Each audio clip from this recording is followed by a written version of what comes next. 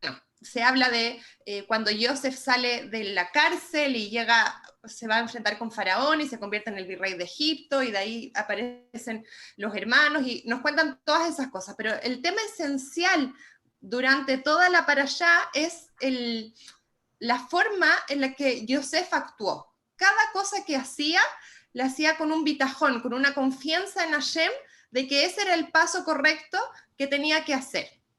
Y justamente vamos a ver que Hanukkah nos viene a hablar también cuál es el nivel de bitajón, el nivel de confianza en Hashem que nosotros como Yehudim, como judíos, tenemos que tener, y cómo tenemos que de esa manera vivir nuestras vidas. ¿Ya? Entonces, la parashá, como les dije, comienza con el relato de Joseph, que lo sacan de la cárcel y va donde el faraón les cuenta sus sueños, ¿cierto? De las 7 vacas flacas, las 7 vacas gordas, las espigas, y Joseph se lo interpreta, y ahí podríamos decir, wow, impresionante Joseph, pero ¿qué hace Joseph?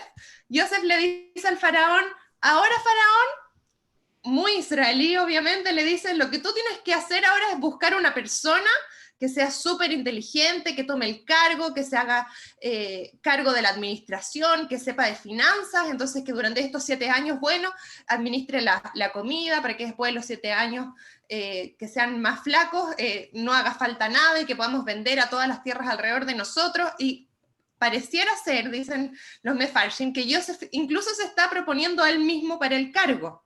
Ya piensen que este era un esclavo que estaba en la cárcel, y sale y le da consejos a Faraón. En esa época eso era un atrevimiento tremendo, ¿ya? Tanto así que lo exponía a la muerte. Faraón se podría haber enojado y decirle como, tú eres un esclavo, ¿qué me vienes a decir a mi consejo? Te mando a matar.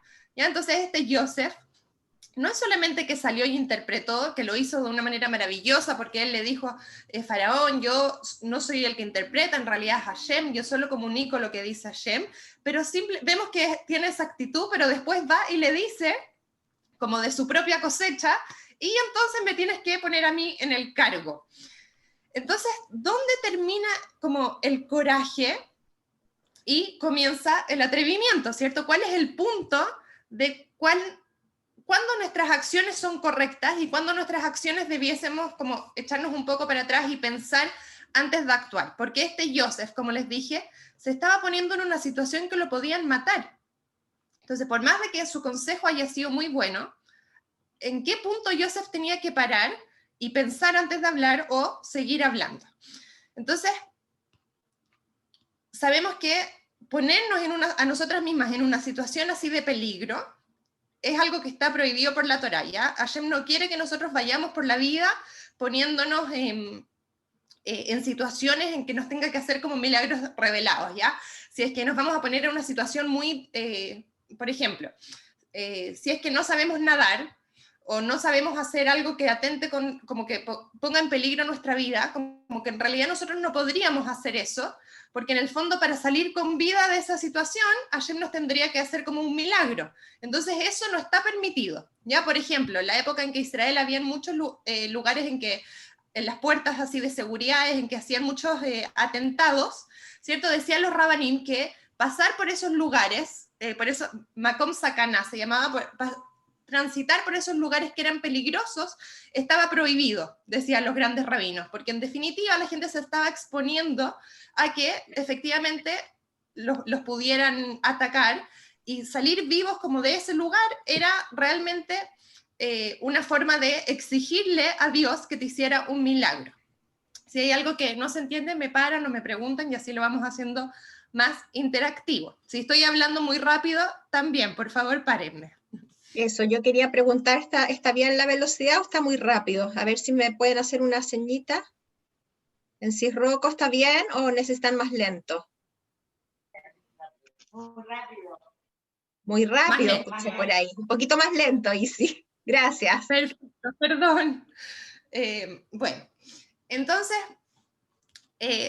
sabemos en la parashá que Joseph no fue castigado, ¿cierto? El faraón le encantó su idea y lo coronó virrey de Egipto. Por lo tanto, podemos decir que no solamente que Joseph actuó de manera impulsiva, sino que era la manera correcta de actuar. Porque si es que hubiese actuado de manera impulsiva y no correspondía, ¿cierto? Seguramente lo hubiesen condenado a muerte. Pero pasó todo lo contrario, Joseph fue el virrey de Egipto. Entonces, la gran pregunta, y es como la gran pregunta de la vida, un poco, es cómo Joseph supo que en ese minuto él podía ir y decirle, como con este atrevimiento a Faraón, y darle instrucciones de que hiciera tal y tal cosa. ¿Por qué él no paró en ese minuto y pensó, bueno, quizás le digo, quizás no le digo? ¿Qué es lo que le dio fuerza para él actuar de esa manera?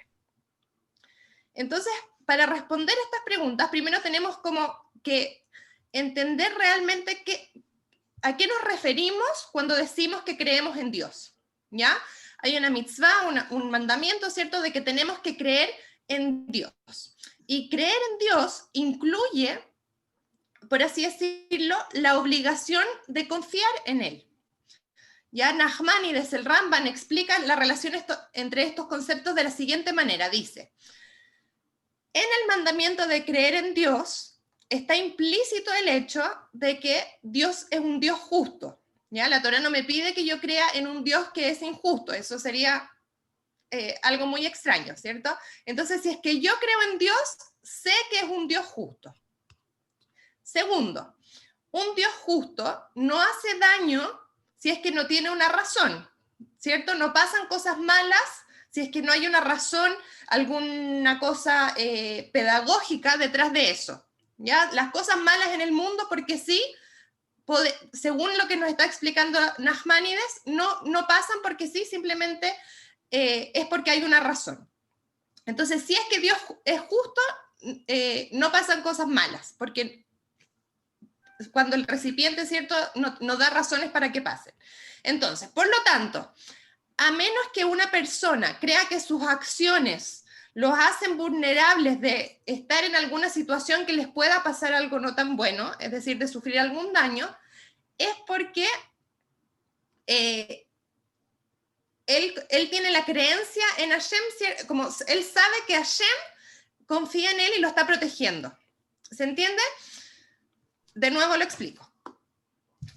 Creer en Dios implica que Dios es justo, ¿ya? Que es justo implica que a nadie le pasa algo si es que una persona mala no le pasa algo, una persona buena no le pasa algo malo, ¿ya? Quizás me estoy enredando mucho. Creer en Dios implica, Dios es justo, a la gente buena no le pasan cosas malas, y la persona, ¿cierto?, que confía en Dios sabe que no le va a pasar nada malo, porque en el fondo sabe que Dios es justo y que no tiene motivos para que le pase algo malo. Ya lo voy a explicar al final, va a ir cerrando más. Entonces, sabemos que todo lo que pasa en el mundo lo controla Dios, salvo, por así decirlo, nuestras propias vidas, porque Hashem nos regaló a nosotros el libre albedrío. Entonces nosotros, cuando vamos por nuestra vida, vamos tomando decisiones, nosotros como que vamos creando estas situaciones en que Dios pueda actuar de manera justa, ¿cierto? Siempre de manera justa, y por lo tanto nos manda cosas buenas o nos manda cosas que en nuestros ojos no son tan buenas, pero siempre son con un fin de que nosotros aprendamos algo, de que creamos algo. Entonces, hay un pasuk en Teilim que dice, Betach Hashem va'aseh tov, como confía en Hashem y haz las cosas bien. Y es este el pasuk que en el fondo del cual Joseph saca como la fuerza para ir y actuar. Joseph está ahí frente al faraón y dice, ok, interprete el sueño, sé que es la voluntad de Hashem que yo esté aquí en esta corte y que le interprete el sueño, y yo sé, en definitiva, cómo hacer que todo el plan, ¿cierto? Ahora entiendo por qué Hashem me mandó a la cárcel. Hashem me mandó estos sueños de que yo iba a ser rey sobre mis hermanos, de que yo iba a estar en una posición mejor, pero era justamente para llegar a este momento, para que yo esté frente a Faraón y le diga, hey, yo te puedo ayudar porque yo sé que yo puedo hacer un bien. Entonces no es que Joseph simplemente expuso su vida en peligro porque él dijo, esta es la mía, me toca, sino que él entendió que había detrás de todo un plan divino, que él era parte de ese plan y que ese era el momento en el que él, Joseph, tenía que actuar. Entonces Joseph, en esta situación, estaba actuando con toda su bitajón, porque él en el fondo estaba seguro que esa era la voluntad de Hashem, y como él era un tzadik y hacía todas las cosas bien, si es que él actuaba, necesariamente Hashem lo iba a ayudar. Entonces él no tuvo miedo, fue y se enfrentó a Faraón, le dio consejos, porque en definitiva él estaba haciendo la voluntad de Dios. ¿Qué, mi amor? La Vero terminó. Ya voy, estoy haciendo una clase. Espérame un minutito, ¿ya? Ando donde la vista. Perdón. Ya. Entonces, ahora, si es que nosotras no estamos seguras de que nuestras acciones están 100% alineadas con la voluntad de Hashem, ¿cierto? Entonces no tenemos por qué asumir que todas las cosas que nosotros nos propongamos van a salir de acuerdo a la forma que nosotros nos propongamos, ¿cierto? Joseph estaba seguro que todo iba a funcionar al punto que tuvo la osadía de darle este consejo a Faraón, pero nosotros, que somos seres humanos más simples, no sabemos, ¿cierto?, si es que todo lo que nos propongamos nos va a producir el resultado que nosotros deseamos. Ya. Ahora, ¿cómo podemos ser como Joseph, ¿cierto? La parashá de la semana siempre nos tiene que enseñar algo y tiene que ser algo que podamos aplicar a nuestras vidas en la actualidad, si no la Torá no tendría ningún sentido. Hoy en día nosotras, como Joseph, ¿cómo podemos en nuestras situaciones, en las diversas situaciones, saber aquí yo tengo que actuar de tal manera, aquí yo tengo que ir y hacer esto, o quizás aquí me tengo que echar para atrás, tengo que pensar, tengo que tomarme mi tiempo, no es el momento? Entonces, ¿cuál es como este balance entre bitajón, emuná, ¿cierto? ¿Cuándo actuar y cuándo frenar nuestras acciones? Entonces, esa es la pregunta del millón, sí. Entonces, Rabel Hanan Wasserman, que era uno de los discípulos del Hafetz Haim, que estuvo durante la época de la Segunda Guerra Mundial, él fue un Rosh Yeshiva muy importante, lamentablemente falleció en la Shoah, pero nos dejó infinitas enseñanzas. Y él encuentra esta respuesta del millón en la forma en que los Yehudim actuaron, tanto en Hanukkah como en Purim. Entonces, en Hanukkah, nosotros conmemoramos, ¿cierto?, la victoria de los Maccabim contra el ejército greco-sirio. Esta victoria, si nosotros pensamos, va en contra de todos los principios que recién dijimos. No podemos exponernos a que Dios nos haga un milagro para salvarnos. Era realmente contra todas las leyes de la naturaleza pensar que unos judíos que vivían en Israel, que se dedicaban a estudiar Torá, que no tenían ninguna formación militar, iban a poder ganarle al ejército más grande del mundo. Entonces, podríamos decir, hey, estos judíos estaban completamente equivocados, hicieron todo mal, ¿cómo se tiran como una guerra santa que no tiene ni pies ni cabeza? Porque en definitiva son pocos, frente a muchos, son poco profesionales frente a mercenarios, como gente que se entrena para matar, gente que está constantemente pensando en la batalla, que tiene armas para eso. Los Yehudim ni siquiera tenían armas, peleaban con martillos. Entonces, aquí los macabeos, ¿cierto?, nos vienen a enseñar algo muy, muy potente. Porque pese a saber de antemano ellos que no había ninguna forma como natural de ganar la batalla, ellos pusieron su fe en Hashem, ¿cierto? Tuvieron bitajón en Hashem y se tiraron a la guerra y ganaron, sabemos que ganaron. Ahora, este tipo de comportamiento no siempre es permisible, nunca, por así decirlo, es permisible. De hecho, en la Shoah nosotros vemos que hay muchos judíos que la mayoría de los Yehudim no hicieron nada, ¿cierto? Se quedaron ahí, como que aceptaron sobre ellos lo que pasaba. Hay algunos casos de grupos así muy chiquititos de jóvenes que, ¿cierto?, que se armaron de valor y hasta hoy en día son como héroes nacionales, por decirlo así. Pero al final del día, tirarse en contra de los nazis, tirarse en contra de la época de Amán, era un acto que iba seguro a atentar contra la vida. Y hasta que no pase, que ya no estamos con vida, no podemos saber, quizás las cosas siempre van a cambiar en el último minuto. Entonces, siguiendo con la línea, en la época de Amán, ¿cierto?, en la historia de Purim, ¿qué pasó? Amán hizo un decreto muy parecido al decreto de la Shoah, ¿cierto? Todos los Yehudim tienen que morir. Da lo mismo cuán religiosos sean, da lo mismo si es que incluso viven como judíos, si es que no viven como judíos, los Yehudim se mueren. Chao, no los quiero, decía Amán. ¿Y cómo reaccionó el pueblo? El pueblo entendió, ¿cierto?, que no era algo que ellos pudieran hacer, no era que ellos pudieran actuar y defenderse, no tenía sentido actuar y defenderse porque entendieron que era algo que venía min hashamayim, que era algo que era una situación en la que Amán simplemente era como un medio, ¿cierto? Era como el títere de Hashem que decretó este decreto terrible, pero en el fondo ellos entendieron que lo único que estaba en sus manos era hacer un proceso de teshuvá, un proceso de introspección, hacer ayuno, hacer tefilá, pedirle a Hashem que los perdone, y esa era la única forma de poder realmente ganar la guerra. Entonces, sabemos todo lo contrario de los macabeos, ¿cierto? Los macabeos no hicieron, quizás lo hicieron, pero no fue lo que ganó la batalla. Ellos, al contrario, agarraron sus armas, fueron y pelearon. Entonces tenemos por un lado Yehudim que actúan con bitajón, y por otro lado tenemos Yehudim, ¿cierto?, que su bitajón en el fondo fue un proceso más interno, que su seguridad y su confiar en Hashem fue: Hashem, solo tú nos puedes salvar, no hay nada que yo físicamente en este mundo puede hacer. Entonces pregunta el Hanan, dice, ¿cómo, cierto, un judío debería actuar? ¿Cómo los judíos en Persia, que no hicieron nada activamente, ¿cierto? O como los macabeos, que en el fondo lucharon, pero que se expusieron, ¿cierto?, fueron en contra de todas las leyes de la naturaleza.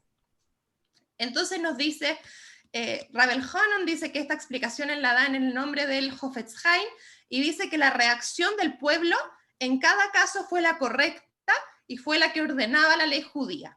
¿Por qué? Porque cada reacción se ajustaba al tipo de peligro que enfrentaban, ¿ya? Amán los amenazó con genocidio. Él quería matar a todos los judíos. Él no ofrecía clemencia, ¿cierto? Todos los judíos serían asesinados. Antíocus, en la época de Hanukkah, él sí ofrecía clemencia. Decía: los judíos que quieren helenizarse y que no quieran seguir viviendo como judíos, no hay problema. Van a tener todos los derechos y privilegios de los ciudadanos griegos, van a ser hombres libres, ¿cierto? Van a tener el arte, la filosofía. Lo único que tenían que hacer era adoptar el estilo de vida de los griegos. Entonces aquí volvemos un poco a lo que estábamos hablando de esta obligación de creer en Hashem, ¿cierto? La obligación principal de creer en Hashem, o sea, la obligación principal que impone esta idea de que creo en Hashem, ¿cierto? De que creo que Hashem es un Dios justo, implica aceptar también, como es justo, implica aceptar los decretos que hace que caigan sobre mí, ¿cierto? Si es que Dios permite que venga Amán y que se dicte un edicto de genocidio, entonces una persona que cree realmente en Hashem tiene que aceptar el hecho de que ese edicto es correcto frente a los ojos de Hashem. Y es justamente por eso, porque los Yehudim que estaban en Persia creían en Hashem, que entendieron que este edicto, más allá de que lo haya dictado Amán, era correcto para los ojos de Hashem, y ellos no lucharon físicamente, sino que al contrario, hicieron un proceso interno, se trataron de acercar a Hashem para que Hashem los pudiera perdonar y Hashem los salvara y les quitara este edicto. Pero Antíoco, por otra parte, como les dije, él no quería dañar a los judíos, no quería dañar al ser humano, ¿cierto? Él lo que quería simplemente hacer era destruir la religión. Y aquí la prueba para los judíos en Israel en la época de Hanukkah era si es que un judío seguía viviendo de acuerdo a su religión o no, si es que seguía siendo judío o simplemente se helenizaba.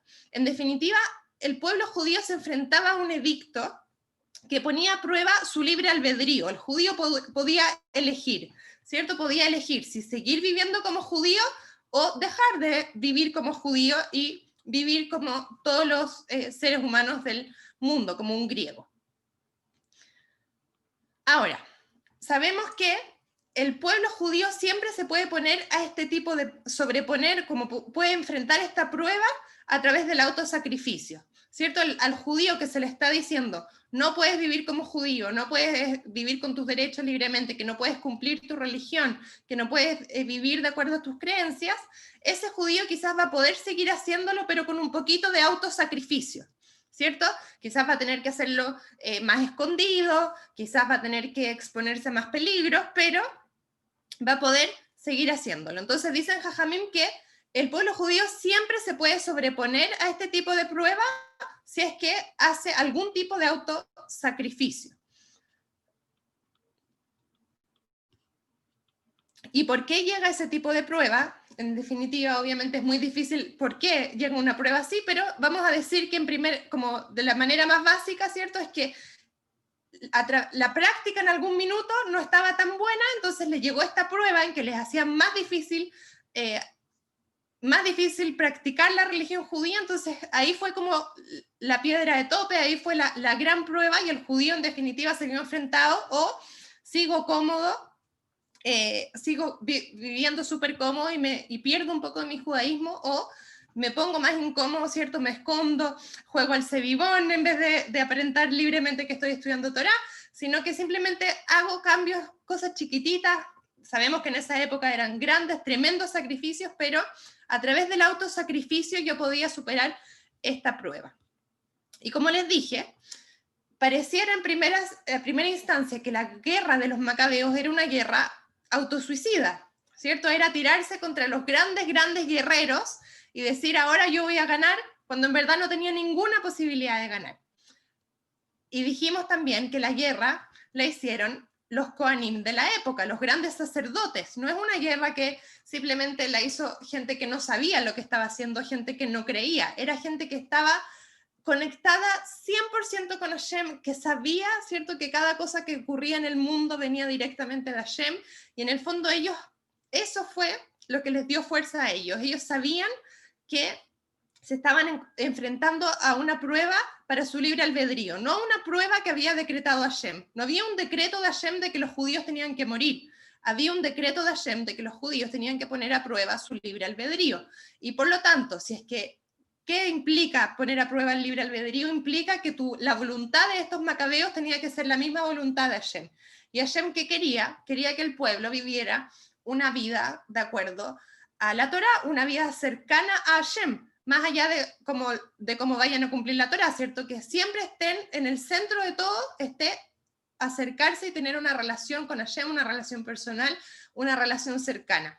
Entonces estos Maccabim, estos Kohanim, cuando decidieron ir a la guerra, no era un acto suicida, porque ellos sabían, así como Yosef sabía que cuando le estaba dando consejos a Paró, que ellos en definitiva estaban haciendo la voluntad de Hashem. Hashem quería que hicieran pequeños autosacrificios, que salieran de su zona de confort para poder vivir realmente libres como judíos. Y en ese caso, daba igual cuán poco probable era la victoria, porque ellos sabían que ahí iba a estar Hashem, y ellos sabían que la victoria militar no es producto, ¿cierto?, de la grandeza y de la agilidad del hombre, dependía 100% de Hashem. Y daba lo mismo cuán buenos guerreros ellos fueran, sí o sí iban a ganar. Y no es que estaban entonces en la duda de que ahora me tiro a la batalla y pierdo mi vida. Ellos estaban seguros de que se iban a tirar a la batalla y de que iban a ganar, porque esa era la voluntad de Hashem. Sin embargo, ¿cierto? Si es que los judíos en Persia, en la época de Ahasverosh y de la reina Esther, ¿cierto? Si es que ellos hubieran iniciado una guerra, claramente ese sí hubiese sido un acto suicida, porque como dijimos ahí, el edicto de Hashem era sobre todo el pueblo, no era sobre el libre albedrío. Y es por eso, como lo repito, ellos decidieron hacer este proceso interno de Teshuvá, tenían que hacer como las paces con Dios, como Dios, por favor, perdónanos, queremos alinear nuestra voluntad. Ahora, la historia de Hanukkah, sabemos, ¿cierto? Siempre hablamos del milagro del aceite, pero quiero que entendamos un poco más realmente lo hermoso del milagro del aceite, porque si es que nos ponemos a pensar, el gran milagro es que los pocos le ganaron a los muchos, ¿cierto? Que los que no tenían habilidades militares le ganaron a los de grandes habilidades militares, a los que tenían elefantes. Realmente era tan desproporcionada la guerra que el hecho de que los judíos le ganaron, ese era el real milagro, no que un aceite duró un montón de días, ¿cierto? Ese es un milagro, pero es un milagro menor. Sin embargo, nosotros, todo lo que celebramos de Hanukkah, ¿cierto? Va mucho más conectado al aceite. Comemos latkes, comemos sufganiot, ¿cierto? Hay gente que prende las velas de Hanukkah con aceite de oliva, como que el aceite es algo muy, muy presente. Ahora, sabemos que Hashem, por lo general, no hace milagros, esto nos enseña nuestro Jajamim, ¿cierto? Hashem no hace milagros como una forma de demostrar aprecio y de demostrar aprobación. No es la forma en que Hashem dirige el mundo. Sin embargo, el milagro del aceite, el milagro de las velas de Hanukkah fue una excepción a esta regla. Ya sabemos que justamente todo lo que hay detrás del milagro del aceite es que Hashem estaba de acuerdo con esta valentía y con esta chutzpah de los Kohanim de tirarse a la guerra y de iniciar una batalla, ¿cierto?, contra el ejército más grande del mundo, porque lo estaban haciendo por él. Y Hashem, al hacerles este milagro del aceite que durara, les estaba diciendo simplemente a sus Kohanim Kedoshim, ¿cierto?, sus santos Kohanim, le estaba diciendo, muy bien, eso era lo que tenían que hacer, y porque ustedes se sacrificaron así, yo me voy a sacrificar también en el sistema que yo establecí y les voy a hacer un pequeño milagro. Entonces el milagro del aceite es una reafirmación, es un regalo que nos hace Hashem para recordarnos como si es que nosotros luchamos, obviamente en una guerra suena muy potente, pero cuánto nosotras podemos hacer también en el día a día pequeños autosacrificios, ¿cierto? Quizás de ayudar a alguien, de sonreír cuando las cosas se nos hacen difíciles, de escuchar con paciencia a la gente, de acompañar, hacer tantas cosas que cada una puede hacer o que cada uno puede hacer en su día a día, que quizás para ustedes es una tremenda batalla también. Y en ese minuto, y eso es lo que nos recuerdan las hermosas velas de Hanukkah, ¿cierto? En ese minuto tienen que recordar que Hashem nos mandó este milagro del aceite para decirnos cuánto apreciaba nuestro esfuerzo, cuánto apreciaba nuestro autosacrificio. A mí me gusta aprender las Hanukkah y me gusta mirar las velas y pensar en eso, como ¿qué tipo de autosacrificio quizás estoy haciendo yo, trabajándome personalmente, tratando de crecer, tratando de ser mejor mamá, tratando de ser mejor esposa, mejor hija a la distancia? ¿Qué autosacrificio estoy haciendo yo que vale la pena para que Hashem me haga un milagro así como el milagro del aceite? ¿Ya? Les quiero hablar un poco más del milagro del aceite, ¿cierto? De acuerdo a la halajá, los Kohanim, una vez que arreglaron el templo que estaba profanado, ellos podrían haber prendido el aceite con un aceite impuro. ¿Ya? La ley judía dice, hay que prender la menorá. No importa si es que no hay aceite impuro, hay que prenderla igual.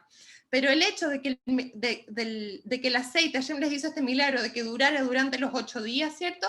Como les dije, es un milagro por amor, es un milagro para demostrarles, pero es un milagro para valorar la claridad de visión que tuvieron los Yehudim cuando se lanzaron a la guerra. Eso simboliza la pureza del aceite. Ellos podían haber prendido con un aceite impuro, pero sin embargo Hashem les dijo, ustedes están de nuevo, tienen una segunda oportunidad, están de nuevo conectándose conmigo, están de nuevo recobrando como su autonomía para poder hacer este servicio divino, para tener el templo, para poder vivir una vida realmente como judíos, y yo valoro el hecho de que ustedes tuvieron esta claridad como pueblo para involucrarse en una guerra que aparentemente estaba perdida, por lo tanto yo les doy este aceite puro para que también ustedes prendan el candelabro. Entonces, como les dije, ¿cómo podemos aplicar esto a nuestras propias situaciones hoy en día? ¿Cierto? ¿Cómo podemos ver que en realidad la interacción con Hashem siempre tiene que ser una evaluación inteligente de nuestras propias circunstancias? ¿Cierto? Tengo esta situación en mi vida, ¿qué es lo que espera Hashem de mí? ¿Cómo espera que mi mejor versión de mí actúe en este minuto? Tengo que hablar, me tengo que callar, tengo que reaccionar, me tengo que enojar, tengo que estar contenta, tengo que estar tranquila, tengo que reaccionar con ansiedad, ¿cierto? Una persona siempre tiene que pensar para sí misma. Asumo que vivo en un mundo que es controlado 100% por Hashem, en todos sus detalles. ¿Cómo yo cómo yo puedo actuar, cómo eso me puede dar a mí las herramientas para yo actuar en las veces que tengo que actuar, o para echarme para atrás en las veces que tengo que hacerlo. Este pensamiento de que Hashem controla hasta el más mínimo detalle, al punto que nos regala un aceite puro para decirnos que nos quiere, que valora que nosotros hagamos esos autosacrificios, son lo que en el fondo nos tiene que dar la felicidad y la fuerza para vivir una vida conectada, ¿cierto? Una vida con sentido, y en definitiva eso es lo que nos viene a enseñar Hanukkah, ¿cierto? Tener esta claridad de que todo lo que pasa, más allá de que nosotros lo sintamos como algo que quizás no es tan lindo, que algo que quizás nos duele o que quizás nos hace sentirnos más lejanos de Hashem, en realidad está ahí para hacernos crecer, para hacernos ser mejores personas, para hacernos ser mejores abuelos, mejores suegros, yernos, etc. Entonces, bueno, Besrat Hashem, que todas puedan ver, ¿cierto?, la luz de la Hanukkah y ver esta claridad en su vida, ver también los pequeños milagros, ¿cierto?, que les hace Hashem a cada una. Todos los días nos ocurren cosas chiquititas, a mí me gusta decirle así, matanot, tanot, cosas que realmente nos dicen, Hashem está aquí, Hashem está controlando el mundo, Hashem está controlando mi mundo. Así que, bueno, eso, espero no haber sido muy enredada. Yes. Gracias, Isi. Wow, qué profunda la clase, estaba difícil de seguir, pero preciosa. Está para escucharla de nuevo, está para escuchar la grabación, me parece. Muchas gracias. ¿Qué dice la abuelita? Como siempre estoy en las clases de ella. Oh. No sé si alguien quiere preguntar algo o comentar algo antes de despedirnos. La gente de Sisroco también puede participar si se acerca ahí a la pantalla. Dolly, yo voy a hablar. Marta, que normalmente no hablo. Yo estaba muy atenta, bueno, quizá porque ya escuché varias, qué sé yo, que entendí bien, pero entendí el mensaje, yo no la encontré. O sea, lo que más me gustó a mí es el final aplicado a nuestra vida ahora. Y la relación que hizo Isi y que insistió, y eso es lo importante, ¿verdad? Porque yo toda la vida había escuchado del aceite, de que había durado, y no sé si ahora porque ya estoy preparada, cada cosa llega cuando el alumno está listo, pero ahora a mí me quedó más claro, digamos, muy claro con esta charla, de que en realidad como que el aceite es casi, porque es más bonito prender las velas y que vemos que todas las velas cuando está la Hanukkah entera, pero en el fondo el mensaje es diferente, es otro. O sea, el aceite es un plus, es una extra, es un regalo, como dice, pero el mensaje es más profundo, es mucho más profundo, y esto quedó claro, yo encuentro, con la charla, pero para todo el mundo. Eso, gracias, Isi, gracias. Mando un gracias, beso, Marta. Sí. Gracias a todos. Bueno, Isi, extraordinaria la clase, realmente muy profunda, muy completa, te pasaste, de verdad que aprendí un montón. Muchas gracias, gracias a todos. Y bueno, que nos vaya bien con las últimas velitas que nos quedan estas noches, y si Dios quiere nos vemos la próxima semana. Tenemos una clase con la Rabanit Efrat Jenny sobre David Amelech. Nos va a hablar ella de la historia del rey David. Así es que si Dios quiere nos estamos viendo la próxima semana para aprender del rey David. Muchas gracias a todos. Gracias, Isi. Hag Sameach. Hag Sameach.